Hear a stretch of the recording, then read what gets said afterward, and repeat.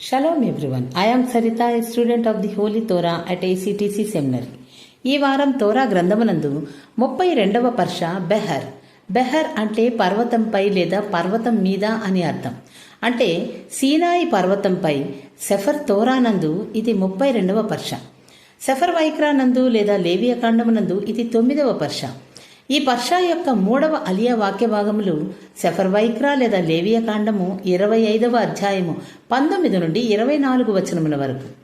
ఈ వారం పఠనం బెహర్ ఎలోహిం ఆజ్ఞలను పాటించడం ద్వారా దేశంలో సమృద్ధి మరియు ఆశీర్వాదాలను పొందే మార్గాన్ని వివరిస్తుంది. ఈ 3వ అలియాలో ఎలోహిం మోషేతో మాట్లాడుతూ ఇజ్రాయేలీయులు తన చట్టాలను అనుసరిస్తే భూమి సమృద్ధిగా పంటలను ఇస్తుందని, వారు సురక్షితంగా నివసిస్తారని వాగ్దానం చేస్తాడు. 6వ సంవత్సరంలో భూమి అధిక దిగుబడిని ఇస్తుందని, 7వ సంవత్సరం షెమిట్టా విశ్రాంతి సంవత్సరంలో కూడా ప్రజలకు తగినంత ఆహారం ఉంటుందని చెప్తాడు.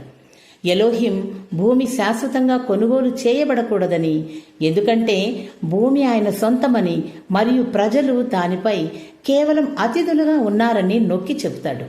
ఈ ఆజ్ఞలు ఎలోహిం సార్వభౌమత్వాన్ని, ఆయన పట్ల విశ్వాసాన్ని మరియు ఆయన చట్టాలకు విధేయత ద్వారా సమృద్ధి మరియు రక్షణను పొందడం యొక్క ప్రాముఖ్యతను నొక్కి చెప్తాయి. తోరా యొక్క లోతైన ఆధ్యాత్మిక బోధనలను అన్వేషించడానికి మా యూట్యూబ్ ఛానల్ను సబ్స్క్రైబ్ చేయండి. Shalom లెహిత్రోత్. Thanks for watching. Do subscribe our channel. Please like, share, comment and don't forget to click the bell icon for notifications.